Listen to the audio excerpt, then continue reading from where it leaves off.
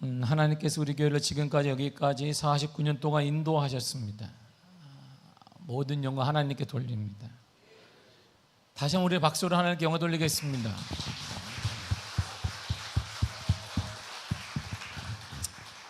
지금까지 인도해 주신 그 하나님께서 이후로도 영원토록 선한 방법으로 인도해 주실 것입니다.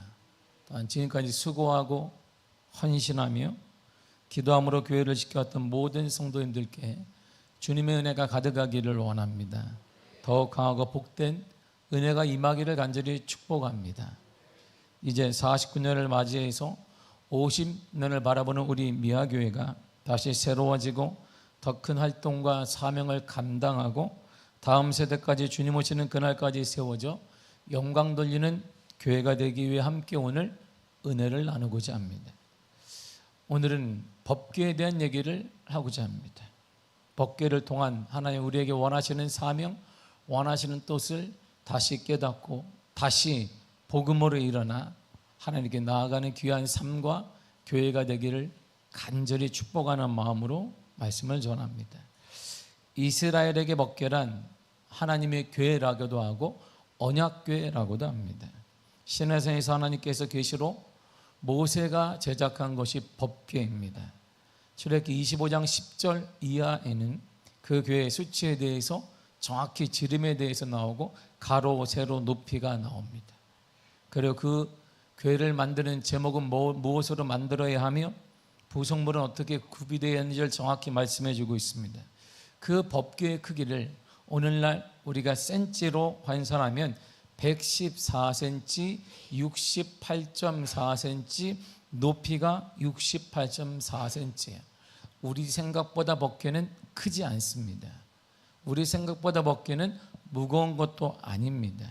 그냥 흔하게 제가 키가 좀 크니까 할렐루야 아무도 인정을 안 하는 크니까 제가 양손을 벌리면 제 품 안에 들어올 수 있어요. 그리고 제가 키가 큰 관계로 68cm면 저 바닥에 있지 않을까 생각이 왜 웃는지 모르겠네. 그런 생각이 들기도 합니다. 이처럼 교회는 이스라엘 백성들에게는 하나님의 언약을 상징하기도 하고 그리고 하나님의 통치를 확인시켜 주는데 그 교회는 세 가지가 들어가 있기 때문입니다. 거기에는 모세에게 주신 십계명 돌판이 들어가 있고 만나를 담은 항아리가 들어가 있으며 아론의 쌍난 지팡이가 들어가 있어요. 그리고 하나님이 통치하신다, 하나님이 지배하신다, 하나님이 지도하신다 이런 뜻이 법궤를 보면서 이스라엘 모든 백성들은 하나님이 통치하시는구나 깨닫게 되어 있습니다. 그리고 이스라엘에게 법궤는 때로는 하나님 자체를 상징했습니다. 사무엘하 4장 4절과 5절입니다. 6장 시작. 그들이 산에 있는 아미나답의 집에서 하나님의 궤를 싣고 나올 때에 야훼는 궤 앞에서 가고 다윗과 이스라엘 온 족속은 잣나무로 만든 여러 가지 악기와 수금과 비파와 소고와 앙금과 제금으로 여호와 앞에서 연주하더라. 아멘. 자, 여호와 앞에서 지금 여호와 앞에서 있다고 얘기합니다. 근데 정확한 표현은 여호와가 앞이 아닙니다. 여호와의 궤, 법궤, 언약궤 앞에서 연주를 하고 있습니다. 그런데 하나님에게 하나님의 법궤 앞에 있어서 찬양한다라고 표현해야 되는데 본문은 뭐라고 하냐면 여호와 앞에 있다라고 봅니다. 그러니까 이스라엘 백성들에게는 여호와의 언약궤, 여호와의 법궤는 하나님과 똑같은 것입니다. 똑같이 하나님을 동일하게 여겼습니다. 그런데 이스라엘 백성들에게 그 동일한 하나님을 여겼던 법궤에 가장 큰 비극적인 일이 일어납니다. BC 1102년에 그러니까 예수님이 탄생하기 1102년에 이스라엘과 블레셋의 전투를 벌이는데 블레셋과의 에베네셀의 아벡 전투에서 이스라엘이 패하고 맙니다. 그리고 아벡 전투에서 패배한 이스라엘은 하나님의 궤, 법궤, 언약궤를 빼앗기게 돼요. 사무엘상 4장 11절입니다. 시작. 하나님의 궤는 빼앗겼고 엘리의 두 아들 홈니와 비누아스는 죽임을 당하였더라. 아멘. 보세요. 하나님의 궤를 빼앗겼습니다. 그러니까 이스라엘 백성들에게는 하나님의 궤는 하나님을 빼앗긴 거예요. 힘의 원천이시고 능력이시며 근데 하나님을 빼앗겼어요. 빼앗긴 법궤는 이스라엘 진영에 7개월간 있었습니다. 근데 7개월 있는 동안 이스라엘 블레셋 볼 때는 말썽이 많은 거예요. 아침에 일어나면 이스라엘의 우상을 섬기는 제사장들이 나와서 나름대로 예배를 드리려고 하는데 자신들이 섬기는 신의 모가지가 툭 부러져 있고 팔이 부러져 있고 세상 말로 이게 뭐가 없는 거예요. 이 법궤 때문에 뭐가 없어. 뭐가 없으니까 7개월 동안 어떻게 참았는데 안 되는 거야. 다시 그래서 이스라엘 땅으로 돌려보냅니다. 이스라엘 땅에 돌려보냈는데 그 법궤가 20년이 걸렸어요. 이스라엘 땅으로 들어오는데 20년이 걸렸습니다. 그 다시 이 법궤가 예루살렘에 돌아오기까지 100년하고 4개월이 걸렸습니다. 기란 여아림에서 20년, 기란 여아림에서 사울왕의 기름 붓기까지 32년, 사울왕이 통치하는 40년 동안 아무도 하나님이라고 말해놓고 법궤는 하나님이, 언약궤는 하나님이라고 말해놓고 아무도 돌보지 않았습니다.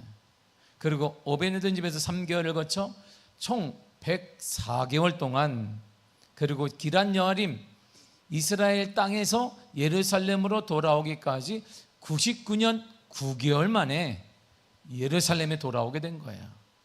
드디어 다윗은 그 주인공이 다윗이에요. 100년 만에 하나님의 궤를 맞이하는 거예요. 이야, 하나님이 오시는 것, 쉽게 말하면 하나님을 모시는 것입니다. 하나님에게 몇 개를 제자리로 옮기기 위해서 이제 많은 준비를 합니다. 본문 1절을 보세요. 시작. 다윗이 다윗성에서 자기를 위하여 궁전을 세우고 또 하나님의 궤를 둘 곳을 마련하고 그것을 위하여 장막을 치고, 보세요. 하나님에게 법궤를 모실 곳을 마련했습니다. 그리고 그 위에다 텐트도 쳤어요. 텐트를 막 오늘날 우리 잠잘 때 그런 텐트가 아니라 가장 수입품으로 쳤단 말이에요. 그 당시 구하기 힘든 것으로 다윗이 쳤습니다. 그리고 다윗이 잊은 것이, 그런데 다윗이 실수한 게 하나 있는 거예요. 다윗이 깜빡 잊은 게 있는데 아마 생각지도 못했을 것입니다. 옮기는 과정에서 문제가 생겼습니다. 사무엘하 6장 3절을 보세요. 시작. 그들이 하나님의 궤를 새 수레에 싣고 산에 있는 아비나답의 집에서 나오는데 아비나답의 아들 우사와 야요가 그 새 수레를 모니라. 아멘. 보세요. 다윗이 하나님의 궤를 모시는데 최신형을, 우리를 말하면 오늘 지금 나온 가장 좋은 자가용을 마련한 거예요. 그 당시에 문명의 최고치인 수레를 가지고 3000년 전에 오늘날 최고치 자가용이 뭔지는 모르겠으나 이 최고의 자가용을 마련했어요. 그래서 하나님의 법궤를 실어서 나르겠다는 것입니다. 하나님의 법궤에 대한 존중을 표현하고 있습니다. 그럼에도 다윗이 궤를 수레로 운반해란 그것 때문에 하나님의 법을 어기게 돼요. 운반에 대한 하나님의 명령을 어긴 게 됩니다. 왜냐하면 하나님의 율법에 따르면 오직 레인 중에 고앗 자손들만이 법궤를 옮길 때에는 어깨에 매라고 했어요. 언제? 500년 전에 모세 때, 500년 전 모세 때 이 법궤를 옮길 때에는 최신형 수레가 필요한 것이 아니다, 문명이 필요한 거 아니야, 그런 거 아니라는 말입니다. 레위지파 중에 고앗 자손 중에서 이들이 이 어깨에 매서 나르라고 했습니다. 민수기 4장 15절을 보세요. 시작. 진영을 떠날 때 아론과 그의 아들들이 성소와 성소의 모든 기구 덮는 일을 마치거든 고앗 자손들이 와서 맬 것이니라. 아멘. 이렇게 보세요. 고앗 자손들이 와서 뭐하라? 매라 이랬어요. 성소는 그러니까 법궤는 그렇게 운반하는 거예요. 민수기 7장 9절에도 동일한 말이 있습니다. 시작. 고앗 자손에게는 주지 아니하였으니 그들의 성소의 직임은 그 어깨로 매는 일을 하는 까닭이었더라. 보세요. 고앗 자손들은 법궤를 어깨로 매서 움직이는 것입니다. 다윗이 법궤를 수레로 운반하는 것은 큰 실수예요. 수레로 옮기는 게 아니에요. 오늘날 최고의 최신형의 자가용을 대비하는 것도 아닙니다. 하나님의 말씀대로 했어야 되는데 큰 실수를 했습니다. 왜 다윗이 그런 실수를 했을까요? 선지자 사무엘이 죽은 후에 다윗은 여전히 쫓기고 있었어요. 그러니까 율법에 대해서 그에게 가르칠 만한 사람이 존재하지 않았던 것입니다. 왜? 늘상 쫓기는 거예요. 사울에게 쫓기고 도망가 쫓기니까. 이 가르침에 대한 율법에 대한 가르침이 분명히 서지 않았습니다. 율법에 정통하지 않았던 그 사람이 왕이 돼버렸단 말입니다. 그리고 당시 블레셋 쪽 보거나 페니키아, 그러니까 고대의 가나안 족속을 보면 이들은 이스라엘보다 문명이 앞섰습니다. 그러니까 전쟁하면 매번 졌단 말이에요. 근데 그들을 딱 보니까 이들이 어떻게 했냐면 자신들의 신상을 옮길 때에는 최고의 수레를 가지고 옮긴 거예요. 이렇게. 그러니까 우리도 저렇게 해야 되는구나. 수레를 사용해 옮기는 것이 당시 유행이었고 문명이 앞선다는 증명하는 것입니다. 그러니 다윗도 당연히 수레를 사용하는 것을 당연한 것으로 여겼습니다. 그리고 가장 최신식의 수레를 마련해 바퀴도 기름칠하고, 아마 오늘날 바퀴도 금으로 만들고 기름칠하고 모두 닦고 막 이랬을 것이, 왜? 하나님의 교회를 모셔야 되니까 최선을 다했을 것입니다. 옛날 방식이 보세요. 500년 전에, 지금 중동지방인데 얼마나 지금도 우리가 푹푹 찐단 말이에요. 오늘날 이게 할렐루야, 오늘 요즘은 운동 필요가 없어요. 그냥 밖에만 나가면 땀이 나요. 이렇게. 그래서 요즘은 건드리면 안 돼. 지나가는 사람을 건드리면 큰일 나. 그냥 왜? 땀이 폭발 나는데 여기서 여보세요 질문해도 안 돼. 그냥 지나가셔야 돼요. 요즘 불쾌지수가 엄청 높습니다. 중동은 대낮에 40도 50도까지 올라가는데, 그게 500년 전에 모세의 명령대로라면 이 땡볕에서 법궤를 어깨에 메고 가야 되는 것이에요. 그러니까 다시 볼 때도 이건 참 비문명국이 하는 거예요. 오늘날 수레가 발견됐단 말입니다. 모세 시대 없던 수레가 생겼어요. 최신형 수레가 생겼습니다. 그러니까 수레에 싣고 가는 것은 문명이 발달한 증거이기도 하고 힘의 상징이기도 하고 하나님에 대한 합리적인 행동이라고 판단했던 것입니다. 만약에 지금처럼 500년을 흘렀는데 다윗이 이렇게 법궤를 어깨에 메고 고아짜스에 간다고 한다면, 시대에 뒤처지는 사람, 문명을 모르는 사람, 현세를 제대로 파악하지 못하는 사람, 유행에 뒤처지는 사람, 시대 정령이 떨어지는 사람으로 인정될 것입니다. 그래서 다윗은 신민문물, 시대에 맞는 방법을 선택한 거예요. 이처럼 다윗이 하나님을 높이고 하자는 열심은 있었고 언제나 뜨거웠습니다. 그러나 그것이 하나님이 원하시는 게 아니었어요. 하나님의 방법이 아니었습니다. 이런 잘못된 다윗의 잘못으로 인해 큰 비극이 일어났습니다. 법궤가 나곤의 타작마당을 지나가는데 소들이 돌불에 걸려서 넘어질 뻔했어요. 그러니까 소들이 메고 있는, 소들이 끌고 가고 있는 법궤, 이게 수레가 덜컹하니까 이 법궤가 밖으로 튀어나오려고 그러는 거예요. 깨지면 안 되잖아요. 그때 우리는 어떻게 해야 돼요? 손으로 딱 잡아야 된단 말입니다. 하나님을 사랑하는 마음을 가지고 우사가 손으로 딱 막았어요. 그걸. 왜? 깨지면 안 되니까. 그분이 바로 하나님이시니까. 그 안에는 아론의 쌍난지팡이가 있고 만나의 돌 항아리가, 만나의 항아리가 있고, 그리고 십계명의 돌판이 있는데 그것이 떨어지면 깨진단 말이에요. 그러니까 딱 막았습니다. 그런데 이런 일이 일어났어요. 사무엘하 6장 7절입니다. 시작. 여호와 하나님이 우사가 잘못함으로 말미암아 진노하사 그를 그곳에서 치시니 그가 그게 하나님의 계획 곁에서 죽으니라. 아니, 죽었어요. 우사가 수레를 끄는데 소들이 날뛰었어요. 죽이려면 소를 잡아야지. 소가 잘못했는데, 이 우사는 최선을 다한 거예요. 이게 자기가 손을 안 잡으면 깨지는 거예요. 지금 100년 만에 돌아오는데 왕이 저렇게 즐거워하는데, 왕이 춤추고 있는데 거기 깨져봐요. 그럼 그것도 목이 날아가는 것입니다. 흔들리는 법궤를 잡으려 했던 우사의 행위는 인간적으로 보거나 상황 윤리적으로 볼 때 합당한 행동입니다. 전혀 잘못이 없습니다. 그러나 그 행위는 하나님의 말씀에 비춰볼 때 엄연한 신성 모독이라는 거예요.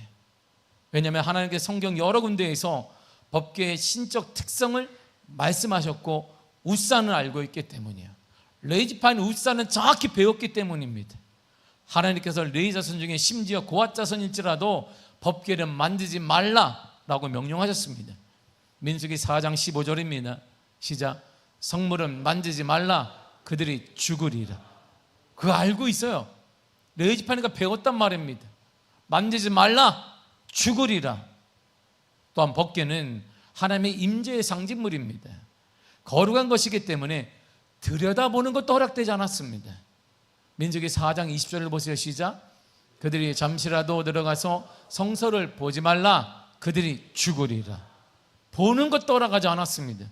누가 보느냐? 1년에 한 번 한 차례 제사장 중에 한 사람을 뽑아 대제사장이 1년에 한 차례 들어가서 보는 것입니다. 그 외에 허락하지 않았어요. 하나님이. 이와 같이 하나님이 매우 엄하게 법궤에 대해 말씀하셨고 웃사는 알고 있습니다. 늘상 배우는 것이기 때문이에요. 그런데 불구하고 웃사가 그것을 만진 것은 그만큼 하나님의 명령을 소홀히 여긴 것이고 하나님을 가볍게 여겼다는 증거인 것이에요. 이 사건을 웃사가 죽습니다. 그래서 다윗이 그것을 이 지명을 베레스 웃사라 하라 이렇게 말했어요. 베레스 웃사가 뭐냐면 웃사를 찢었다, 웃사의 범죄가 일어났다 이런 뜻입니다. 그러나 근본적인 책임 웃사에게 있는 게 아니에요. 근본적인 책임 바로 다윗에게 있습니다. 다윗이 율법을 몰랐단 말입니다. 다윗이 왕이 명령한 거예요. 수레를 준비해라. 그가 실수했단 말입니다. 다윗의 실수로, 다윗의 무지로 한 사람이 생명을 잃었습니다. 가정이 안타까운 일이 일어났어요. 지도자 한 사람의 실수가 이렇게 큰 일을 자행하는 것이고, 지도자 한 사람이 어떤 일을 하느냐에 따라 나라의 흥망성쇠가 좌우되는 거예요. 우리는 그걸 보고 있습니다. 이 땅에 살고 있습니다. 지도자 한 사람에 따라 회사가 망하기도 하고 흥하기도 하고, 나라가 망하고 흥하기도 하고, 이 지역이 살아나기도 하고 흥하기도 하고, 죽기도 하는 일이 일어나고 있는 것입니다. 그래서 성경은 가장 위험한 것을 소경을 인도하는 것이라고 말했어요. 어쩌면 이 세상이 지금 소경을 인도하는 시대인지도 모르겠습니다. 이 사건으로 축제의 한마당이 저주의 한마당이 된 거예요. 모든 사람들이 좋아했는데 웃사의 죽음을 통해 모든 사람들이 두려움의 터전이 되어버렸어요. 이처럼 침체, 두려움, 어려움이 닥칠 때 해결 방법 그렇다면 뭘까요? 특별히 지금 한국교회는 큰 위기에 처해 있습니다.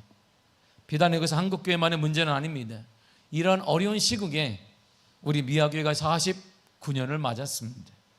49년 동안 인도해서 하나님께 감사하지만 현실은 녹록지 않습니다. 점점 힘들어져 가고 있습니다. 우리가 굳이 통계를 말하지 않아도, 어떤 연구소의 예측을 들지 않아도 우리 스스로가 한국교회가 위기를 맞고 있다는 것을 다 압니다. 아니, 우리 주변만 보더라도 교회에 대한 따뜻하고 기대치 높은 반응은 없습니다. 냉정합니다. 반감을 갖고 있습니다. 그리고 관심 없습니다. 교회가 뭐라든 네가 뭐라든 아예 세상에 관심 없습니다. 교회를 바라보는 시각들은 대부분 냉소적입니다. 그러면서 다음 세대는 교회 문을 넘어가고 있습니다. 그리고 빠이 하고 say goodbye 이거 하고 있어요. 다음 세대가.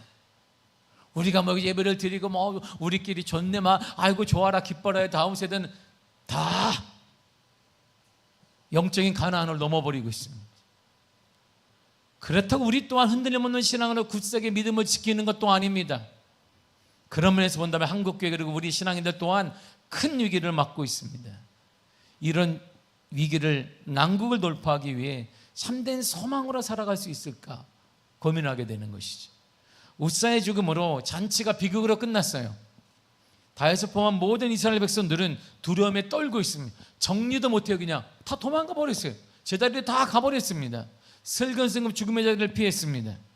그러자 다윗이 왕이잖아요. 대책을 내놓았습니다.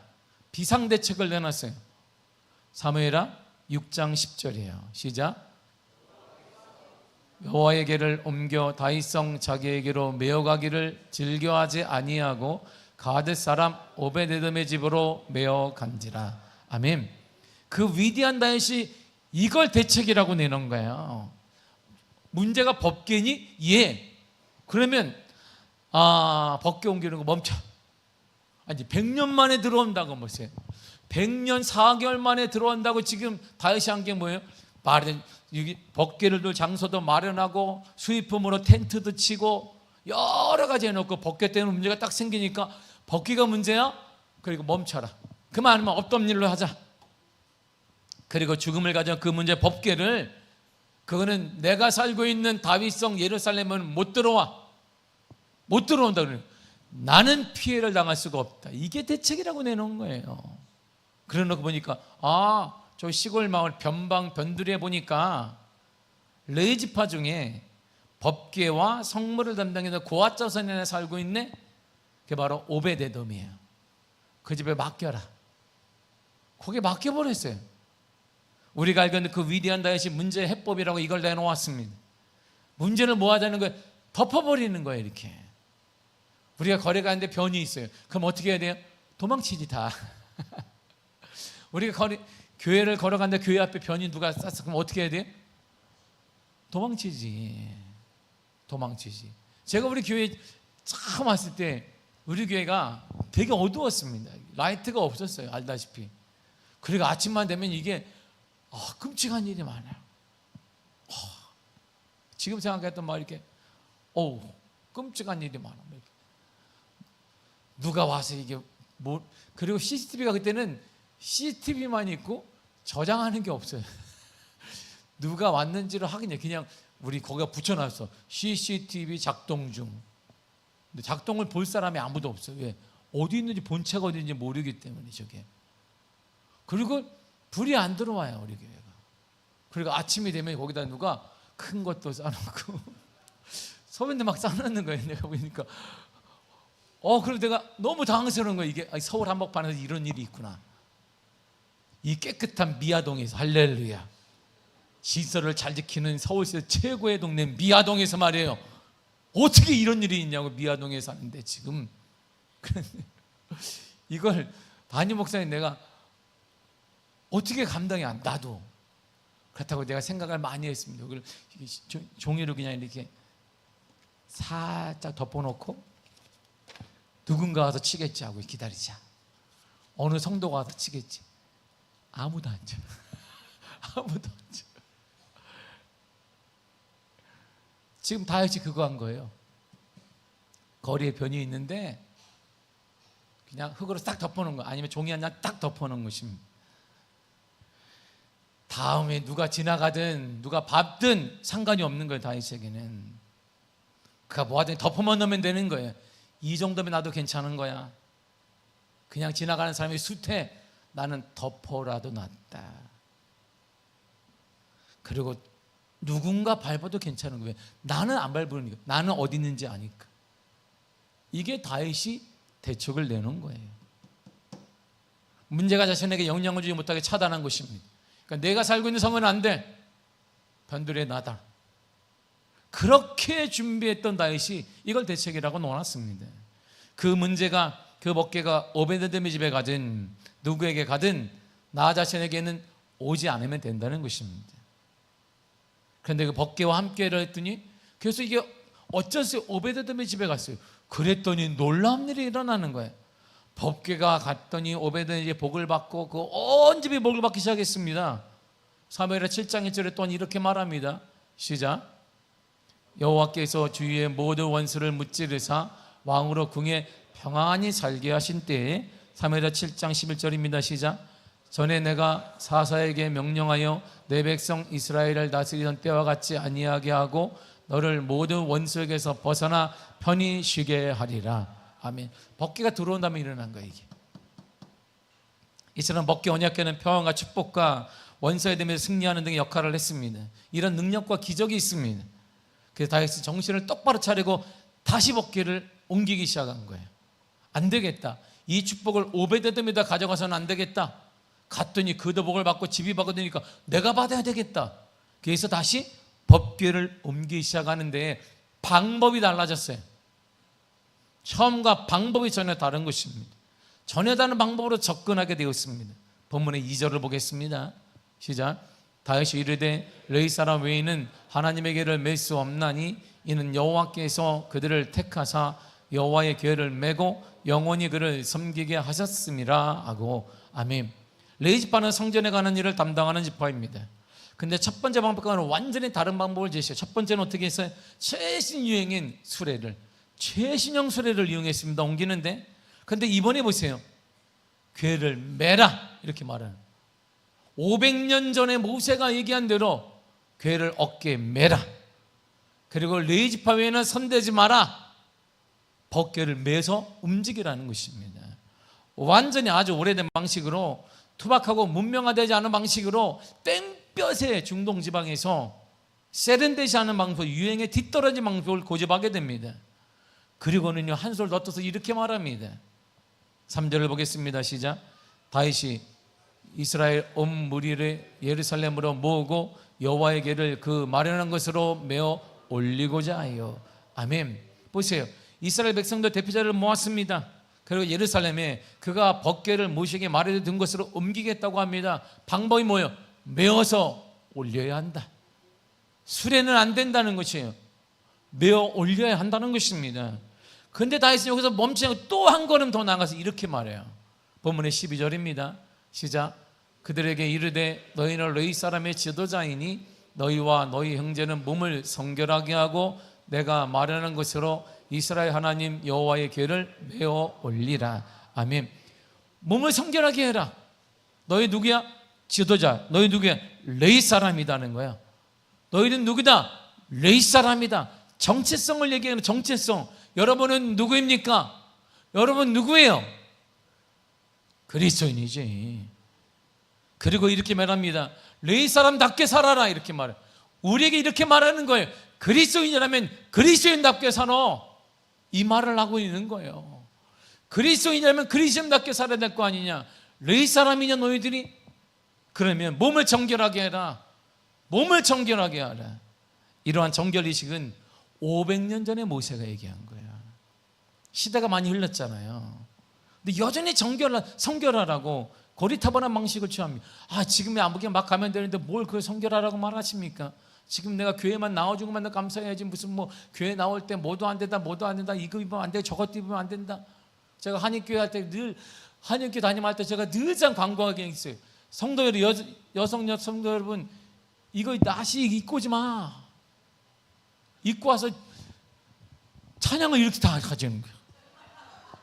그 앞에 서 있는 나도 이렇게 해야지. 그러면 뭐 뒤도 보고 내가 빼먹 입고 오지 마. 찬양을 슬리퍼 신고 오지 마. 슬리퍼 신고 오지 마. 하나님 앞에 대통령 만날 때 안 신는 슬리퍼를 왜 신고 와?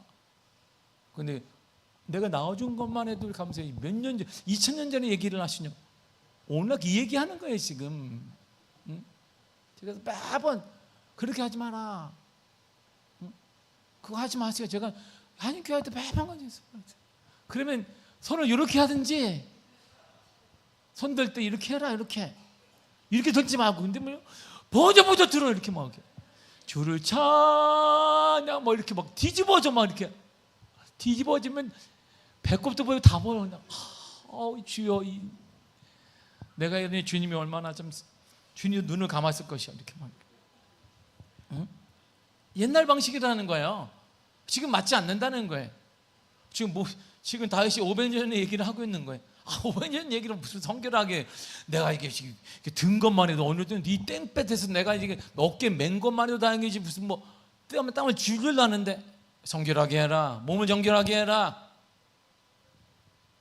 모세의 법에 의하면 성역 거룩한 일을 수행하기 위해서는 몸을 씻고 의복을 갈아입고 아내를 가까이 하면 안 됐습니다. 그런데 지금 그 방법을 다윗은 레위지파에게 요구하고 있는 거예요. 그랬더니 이 말에 레위지파가 이렇게 반응을 하는 거예요. 본문의 14절입니다. 시작. 이에 제사장들과 레위 사람들이 이 사람이 여호와의 궤를 메고 올라가려 하여 몸을 성결하게 하고. 아멘. 똑같이 하는 거예요. 알았습니다 하고 그대로 하는 거예요. 우리가 매겠습니다. 40도가 되든 50도가 되든 우리가 메고 가겠습니다. 그리고 나서 이들이 법궤를 옮기는 방법을 보세요. 15절입니다. 시작. 모세가 여호와의 말씀을 따라 명령한 대로 레위 자손이 채 하나님의 궤를 꿰어 어깨에 매니라. 아멘. 누구 말한 거에 따라? 모세의 말에 따라. 500년 전에 따라 500년 전의 전통에 따라 다윗이 명령했고 레위 자손이 어깨에 메어서 가겠습니다. 이런 과정을 통해 하나님에게 법궤는 100년 4개월 만에 예루살렘에 돌아올 수 있었습니다. 법궤가 있던 그 자리에 돌아올 수 있었습니다. 그리고 법궤를 통해 하나님을 통해 이스라엘 전쟁의 평안과 축복과 하나님의 은혜가 임하였고 대적과의 관계 속에서 승리하는 역사가 계속적으로 일어나게 된 것입니다. 이 과정을 성경은 이렇게 설명하고 있습니다. 이스라엘 백성들에게 법궤는 하나님 자체입니다. 그런 믿음에 이런 축복이 일어났습니다. 문제가 해결될 뿐만 아니라 이스라엘 역사의 가장 큰 확장과 부흥과 역사가 다윗 시대에, 법궤와 함께하는 다윗 시대에, 하나님과 함께하는 다윗 시대에 일어나게 되었고, 성경은 그래서 이렇게 고백하고 있습니다. 사무엘하 5장 10절입니다. 시작. 만군의 하나님 여호와께서 함께 계시니 다윗이 점점 강성하여 가니라. 아멘. 역대상 19장 9절입니다. 시작. 만군의 여호와께서 함께 계시니 다윗이 점점 강성하여 가니라. 여호와가 함께하니, 여호와가 함께하니, 시대가 변해도 하나님이 함께하니 점점 강성하여 가니라 그랬어요. 이제 우리의 문제와 침체와 소망 없음과 불안과 아픔 등을 눈앞에 있는 우리가 해야 될 일이 여기 있습니다. 다윗과 이스라엘의 축복은 다시 말씀으로, 500년 전의 말씀으로 돌아갔기 때문입니다. 이제 우리의 축복과 승리 또한 여기 있습니다. 2000년 전에 예수님의 말씀 복음으로 돌아갈 때 가능한 것입니다. 사랑하는 성도님, 49년만 우리 미아교회 갈 일은 다시 복음으로 돌아가는 것입니다. 이것이 축복의 역사이며, 이것이 기적이며, 이것이 은혜인 것입니다. 다시 복음으로 돌아가야 되는 것입니다. 마가복음 1장 1절에 주님이 말씀하셨습니다. 그분 자체가 복음이에요. 복음. 세상은 이렇게 말합니다. 지금이 어느 시인들이 2000년 전의 믿음으로 고리타분하게 살아가고 있는가? 지금이 어느 시대인데 너가 믿는 예수를 통해 삶이 바뀌려고 믿느냐? 지금이 어느 시대인데 고리타분하게 기도를 통해 축복의 물결이 튼다고 말하는가? 지금이 어느 시대인데 예수 이름으로 회복되어지고 사랑하고 용서할 수 있다고 말하고 있는가라고 우리에게 얘기하고 있습니다. 그건 세련된 방법이 아니라는 것입니다. 지금은 세련된 방법, 우리가 치유하는 건 오은영 박사를 만나야지. 그러면 치유되는 것이에요. 지금은. 응?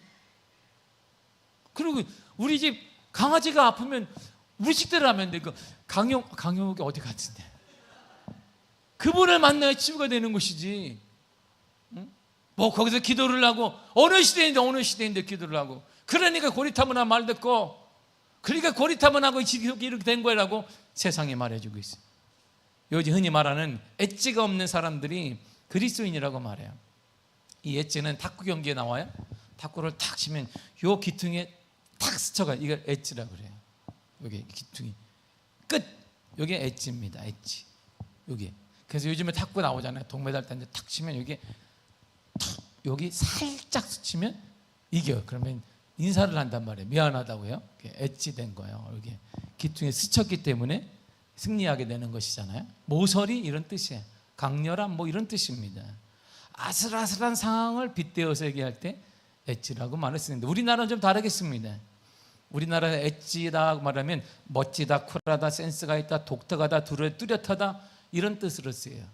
패션에서 엣지다 그러면, 엣지가 있네 그러면 스타일이 좋네, 날카롭네, 세련되네, 아우라가 있네, 간지난다 이렇게 씁니다. 한 발 더 나아가 담대하다, 도발적인 유행을 선도한다 등이 있습니다. 그러니 이러한 시대, 우리가 2000년에 복음으로 돌아간다 말하면 엣지 없는 그리스도인 이렇게 말하는 거야.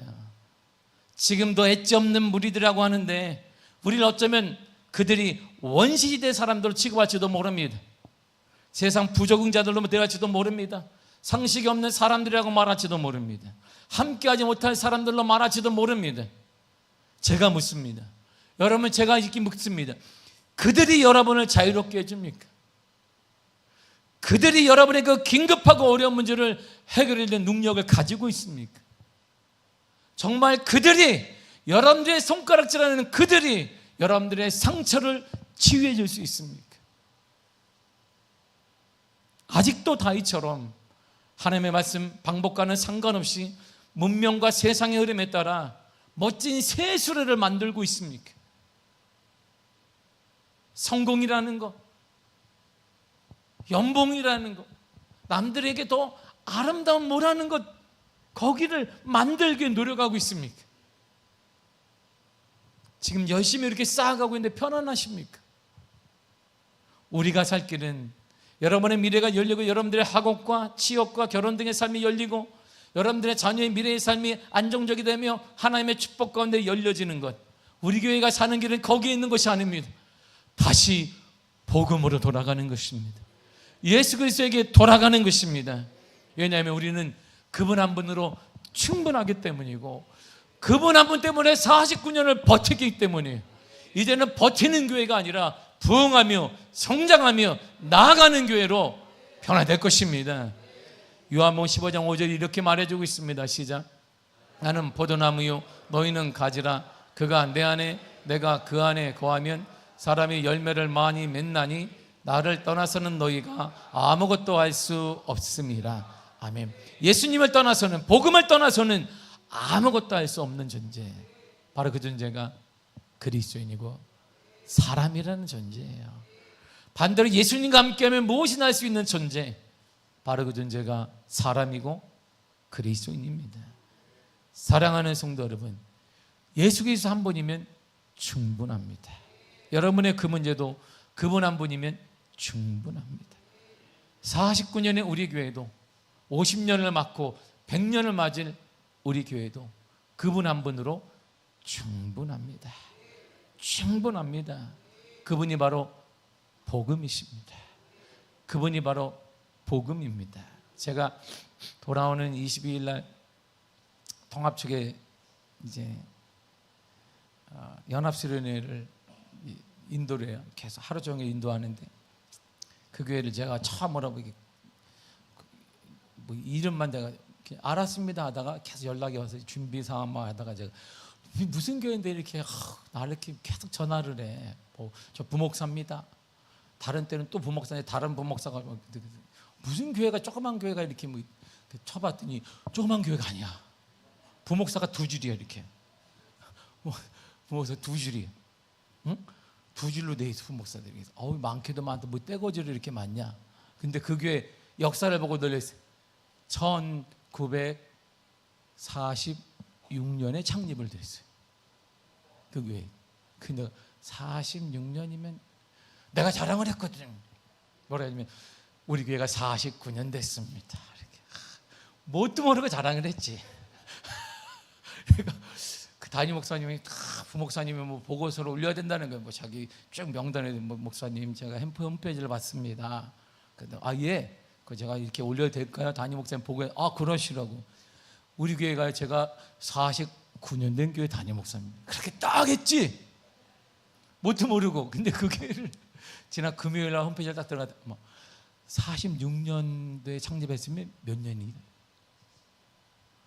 괜히 얘기했구나. 그러니까 괜히 얘기했다. 그 교회든 우리 교회든 하나님의 은혜가 얼마나 크게 있어요. 한 기업이 50년 가까이 쓰는 거 흔치 않습니다. 대기업이 50년을 갈 수 있는 기업이 한국에 몇 개나 남았을 것 같아요. 우리가 말하면 다 무너졌습니다. 우리 미아교회는 살아남았습니다. 누구 때문에? 예수님 한 분 때문입니다. 그분 한 분이면 충분합니다. 그분이 바로 복음입니다. 이제 복음으로 그분께 다시 돌아가야 합니다. 다시 복음으로 돌아갑시다. 하나님의 기적이 나타날 것입니다. 하나님의 은혜가 나타날 것입니다. 여러분들의 가정의 길이 열릴 것입니다. 우리 교회가 살아나게 될 것입니다. 그러나 여러분 삶에 넘쳐나게 간절히 축복합니다. 기도하겠습니다. 하나님